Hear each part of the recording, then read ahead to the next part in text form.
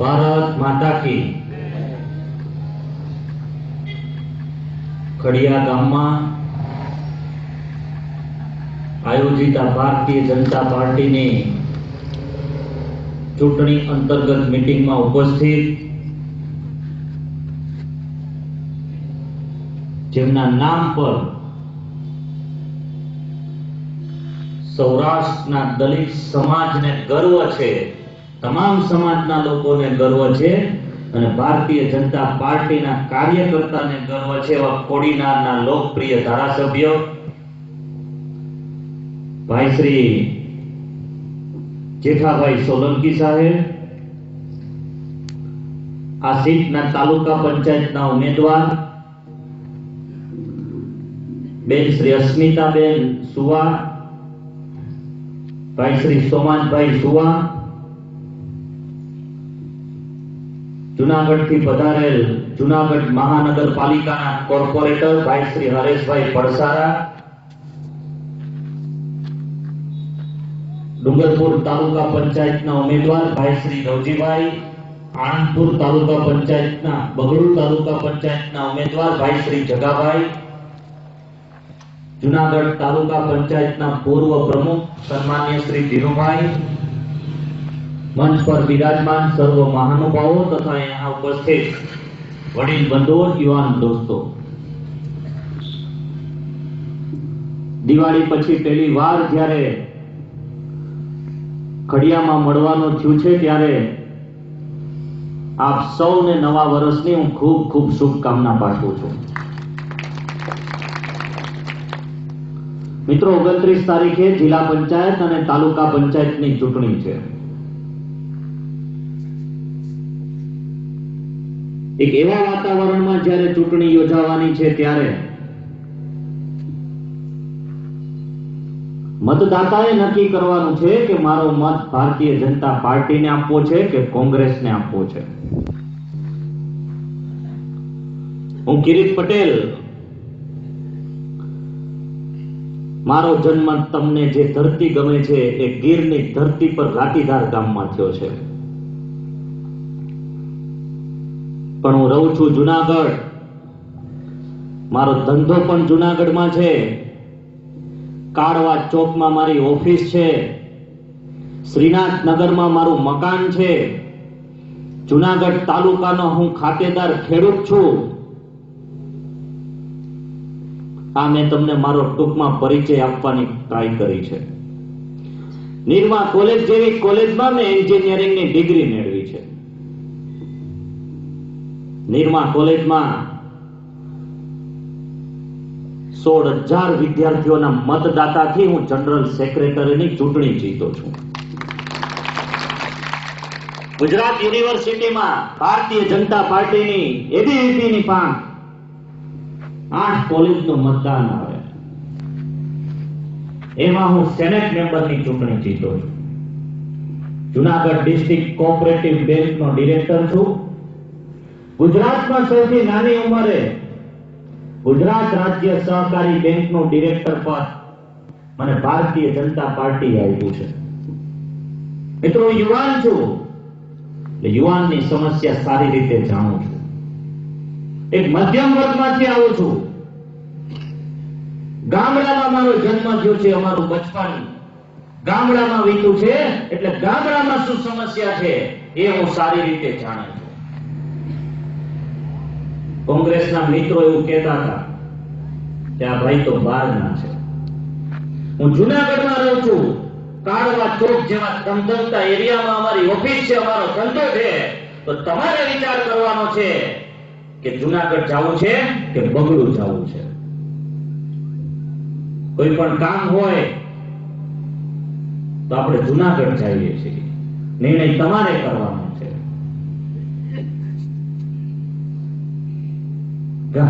गामडाना प्रश्नो कई रीते एનું નિરાકરણ કરવું એવી ઈચ્છા શક્તિ અમારામાં છે। ખેડૂતોના પ્રશ્નોનું કઈ રીતે નિરાકરણ કરવું, સરકારમાં એની રજૂઆત કઈ રીતે કરવી એ પણ અમે સારી રીતે જાણીએ છીએ। અને એટલા માટે જ તાલાળા તાલુકાના વરસાદ ન થયો હોય, કેરી ન આવી હોય, ખેડૂતે પાક ધિરાણ ઉપાડ્યું હોય, પાક ધિરાણ ભરવાનો સમય આવી ગયો હોય, એનો જીવ તારવે હોય, એવા સમયમાં 7,000 ખેડૂતોને રૂપિયા 16 કરોડ અપાવવાનો જો શ્રેય કોઈને જાતો હોય તે કિરીટ પટેલને જાય.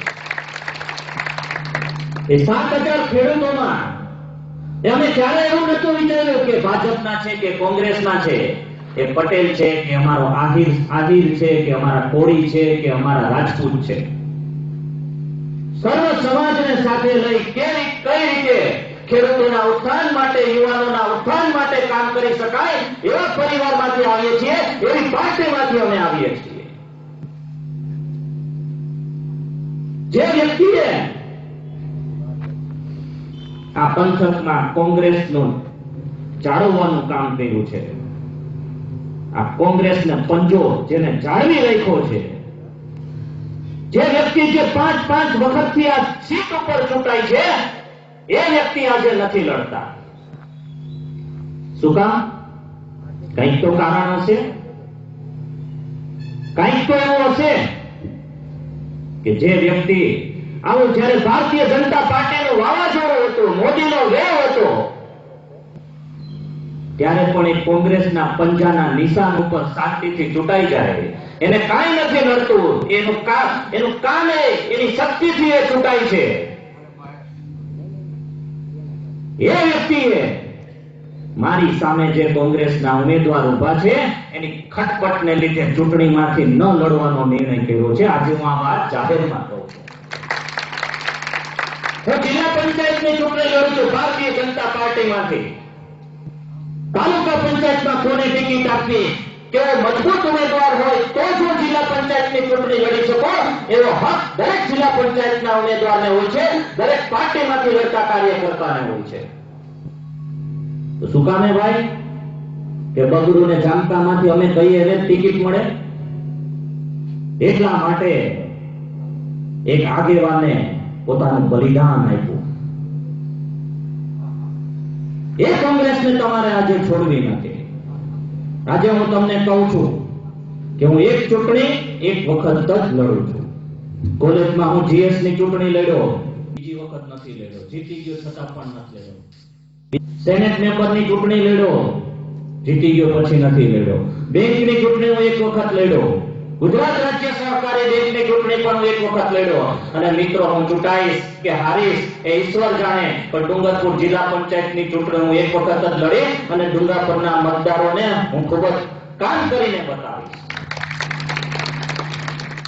કારણ કે અમે રાજનીતિ રોટી માટે નહીં, સમાજની સેવા માટે કરીએ છીએ. આ વાતાવરણમાં કેટલાય લોકો એ અફવાઓ ફેલાવે છે કે પટેલોને અન્યાય થયો છે. અરે અન્યાય તો એ વખતે થયો હતો કે ગોંડલની ધરતી પર પોપટ લાખા સોરઠિયાની ખુલ્લેઆમ હત્યા થઈ હતી. વલ્લભ પોપટ કોંગ્રેસના ધારાસભ્ય, ચાલુ સરકારના મંત્રી, એની પણ તલવારથી હત્યા થઈ હતી. તો પટેલો એ સમય ભૂલશે નહીં. ખોટી રીતે સમાજને કઈ રીતે ગેરમાર્ગે દોરવો એ આ કોંગ્રેસનો પાપ છે. અને વિઠ્ઠલભાઈ જેવા વિઠ્ઠલ રાદડિયા કે જેને 18 વર્ષથી કોંગ્રેસની સેવા કરી, એને પણ પાટો મારી દીધો.